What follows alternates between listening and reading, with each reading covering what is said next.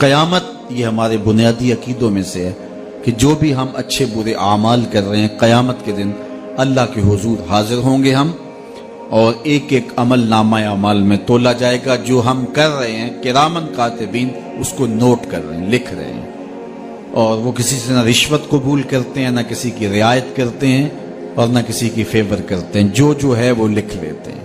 اور جب فساق و فجار نامہ اعمال پڑھیں گے تو اس میں ہر چیز لکھی ہوگی، تو بے ساختہ پکار اٹھیں گے، ما لہذا الکتاب لا یغادر صغیرۃ ولا کبیرۃ الا احصاها۔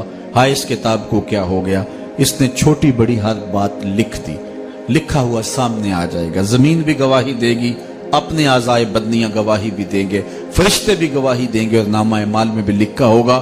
آدمی کی نیکیوں اور گناہوں کے 4 گواہ ہوں گے، لیکن اگر کسی نے گناہ کے بعد توبہ کی، اللہ 4 گواہیاں مٹا ڈالے گا، نامہ اعمال سے بھی حذف کر دیا جائے گا، فرشتوں کی یادداشت سے بھی ختم ہو جائے گا، جس زمین پہ جرم کیا وہ زمین بھی بھول جائے گی، اور اعضائے بدنیاں سے بھی محو کر دیا جائے گا۔ تو گناہ کے بعد سچی توبہ انسان کو ایسے کر دیتی ہے جیسے ابھی ماں کے پیٹ سے جنم لیا ہو، اور اس کی رحمت کا در کھلا ہے۔ توبہ کا دروازہ بند ہوگا قرب قیامت میں۔ قیامت سے 40 سال قبل سورج مغرب میں غروب ہوگا، غروب ہونے کے بعد دوبارہ پھر نکل آئے گا، اور پھر نصف النہار تک آئے گا، اور پھر دوبارہ غروب ہو جائے گا۔ یہ اعلان ہوگا اس بات کا کہ اب توبہ کا دروازہ بند ہو گیا، اب کوئی توبہ کرے بھی تو اس کی توبہ قبول نہیں ہوگی۔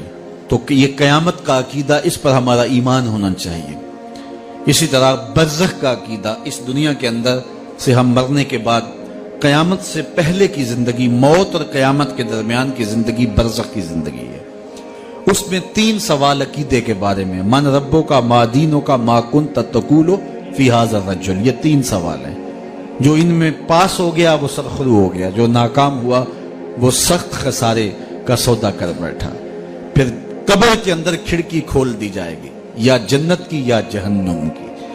جس کے قبر میں جنت کی کھڑکی کھولی جائے گی تو وہ موج میں ہوگا، اور قیامت اس کے لیے دیر نہیں ہوگی۔ لیکن جس کی قبر جہنم کے گڑھوں میں سے گڑھا بن گیا، اس کو سخت اذیت کا شکار ہونا پڑا۔ آدم علیہ السلام سے لے کر قیامت تک پیدا ہونے والے آخری انسان کے انگوٹھے کے نشان نہیں جڑتے آپس میں۔ بڑی سے بڑی کمپنی بھی ہوگی، کسی چیز کے ماڈل 2 نکال دے گی، 4 نکال دے گی، کتنے نکالے گی؟ اس سے زیادہ تو نہیں نکالے گی۔ لیکن دیکھیے، 2 آدمیوں کی شکلیں آپس میں نہیں ملتی، ناک بھی اسی جگہ پہ، کان بھی اسی جگہ پہ، آنکھیں بھی اسی جگہ پہ، زبان ہونٹ بھی اسی جگہ پہ۔ یہ درختوں کے جو پتے ہوتے ہیں، 2 پتوں کو کمپیوٹر میں رکھو لا کے، تو 2 پتوں کے ریشے آپس میں نہیں ملتے۔ ہزاروں لاکھوں تتلیاں ہیں، ان کے پر دیکھو لا کے، بظاہر ایک جیسے لگ رہے ہیں، لیکن دونوں کے پر ایک جیسے نہیں ہیں۔ ہم تو شاید پہچان نہیں سکتے، لیکن یہ جو ذمہ دار ہوتے ہیں یہ بھینسوں اور گائیوں کو پہچان لیتے ہیں۔ ان کی شکلیں ایک جیسی لگ رہی ہوتی ہیں، لیکن ان کی بھی شکلیں ایک جیسی نہیں ہوتی۔ مجھے بتاؤ یہ رب کے علاوہ کون ہے ایسا تخلیق کار؟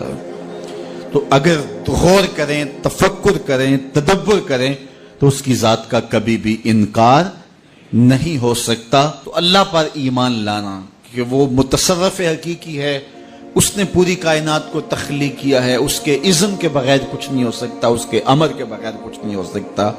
کائنات کو اس نے پیدا کیا ہے، امر کن سے پیدا کیا ہے، اور پھر ایک دم پوری کائنات فنا بھی کر دے گا، پھر اس کے بعد دوبارہ زندگی دے گا۔ اللہ اکبر۔ پھر لوگوں کا حساب ہوگا۔ اس نے جنت کو پیدا کیا، اس نے دوزخ کو پیدا کیا۔ جنت اس کی رضا کا مظہر ہے، دوزخ اس کے قہر و غضب کا مظہر ہے۔ مطلب کیا؟ جس پہ راضی ہوگا اس کو جنت میں بھیجے گا، جس پہ ناراض ہوگا اس کو جہنم میں ڈال دے گا۔ تو جنت کی طلب کرنا اللہ کی رضا مانگنا ہے، جہنم سے پناہ مانگنا اللہ کے قہر و غضب سے پناہ مانگنا ہے، کہ مالک اپنے قہر و غضب سے بچانا۔ دونوں اللہ کی پیدا کردہ ہیں اور تیار ہو چکی، اعدت، بالکل تیار ہو چکی۔ جنت بھی تیار ہے، جہنم بھی تیار ہے۔ نیکوں کاروں کو جنت عطا کرے گا اور بدکاروں کو جہنم عطا کرے گا۔